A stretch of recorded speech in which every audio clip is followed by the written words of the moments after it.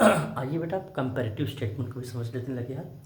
Comparative statement में भी बिल्कुल क्वेश्चन वैसे ही आएगा जैसे कॉमन का आएगा, बस करने का तरीका थोड़ा सा चेंज रहेगा। ठीक है, कॉमन साइज में हो सकता है कि 1 साल की इन्फॉर्मेशन दे, 2 साल का दे। ठीक है, कोई ज़रूरी नहीं है कि 2 साल की इन्फॉर्मेशन दे ही, वो कॉमन साइज में 1 ईयर का भी इन्फॉर्मेशन दे देगा, तब भी आपको परसेंटेज निकाल के रख देना है। लेकिन कंपेरेटिव में 2 साल का इन्फॉर्मेशन देना ही देना है, क्योंकि कंपेयर का मतलब भी होता है 1 ईयर की इन्फॉर्मेशन को दूसरे ईयर की इन्फॉर्मेशन से क्या करना, कंपेयर करना। ठीक है, तो कंपेरेटिव स्टेटमेंट के लिए आप देखोगे कि कम से कम 2 ईयर की इन्फॉर्मेशन दिया होगा। ठीक है, प्रोसेस हमारा बिल्कुल वैसे ही होगा जैसे रेवेन्यू फ्रॉम ऑपरेशन पहले लिखेंगे। तो रेवेन्यू फ्रॉम ऑपरेशन हमारा मान लो 2010 का कितना है, 11 का कितना है, हो सकता है वो 17-18 लिखा हो सकता है 20-21 लिखा हो, जो ईयर लिखा हो वो उस ईयर का पहले रेवेन्यू फ्रॉम ऑपरेशन लिख लेना। ठीक है, मान लो ये 4 लाख है, ये फिर 5 लाख है, लिख लिया हमने।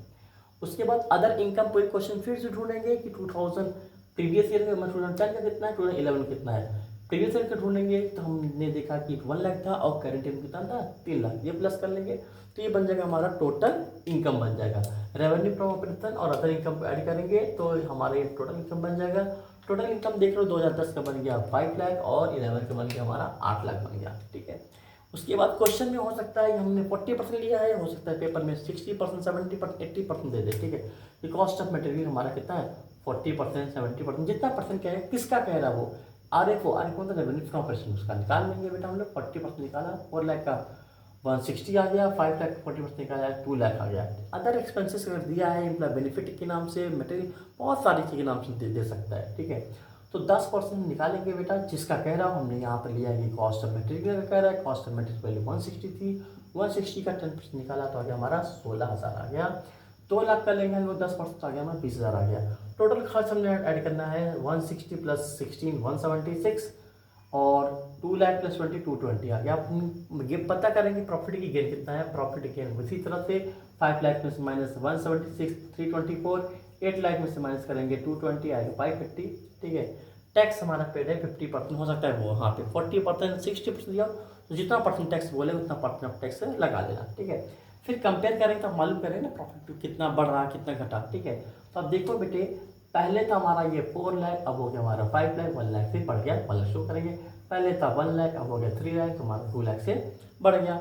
पहले था ये 5 लाख, अब हो गया हमारा 8 लाख हो गया। बस इनका क्या डिफरेंस निकालना और कुछ नहीं करना है, आपस में इनका डिफरेंस निकालना। हाँ, अगर नेगेटिव में आएगा तो हम ऐसे ब्रैकेट में कर सकते हैं, अगर नेगेटिव में आएगा तो। ठीक है, परसेंटेज कैसे निकलेगा, इसमें हर एक अमाउंट का जो परसेंटेज निकलेगा बेटे वो निकलेगा प्रीवियस ईयर के अमाउंट, मतलब जैसे मान लो ये 1 लाख का है तो 1 लाख लिखोगे ऐसे 1 lakh into 100 upon previous year amount हमारा इस क्वेश्चन में है 4 लाख बोले लेंगे। ठीक है, इसमें कोई ऐसा नहीं कि यहाँ रेवेन्यू से करेंगे या टोटल, ऐसा कुछ नहीं।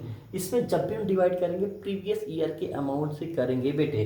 तो यहाँ पे देखेंगे दूसरे अमाउंट का डिफरेंस 2 लाख है तो 2 लाख लेंगे इंटू 100 अपॉन कितना बेटा, अपॉन कर ले प्रीवियस ईयर अमाउंट कितना है हमारा 1 लाख है। ठीक है, फिर इसे 3 लाख लेंगे बेटा हम लोग, 3 लाख इंटू 100 अपॉन कितना बेटा 5 लाख। तो इस तरह से बेटा हम लोग क्या करेंगे, एक एक को ठीक है ऐसे परसेंटेज निकालते चले जाएंगे। ठीक है, चाहे वो रेवेन्यू वाला क्वेश्चन आ जाए, चाहे वो बैलेंस शीट वाला क्वेश्चन है। बैलेंस शीट क्वेश्चन तो सबसे आसान होता है, बैलेंस कुछ करना ही नहीं होता, इसका भी कैलकुलेशन नहीं करना पड़ता है, नहीं करना पड़ता, प्लस हमारे कुछ नहीं, क्वेश्चन कॉपी करना है, कंपेयर करना है, परसेंट निकालना। बैलेंस शीट लगा गया तो हूबहू क्वेश्चन को कॉपी पेस्ट करना, इधर आप लिख देना क्या बेटा, चेंजेस लिखना।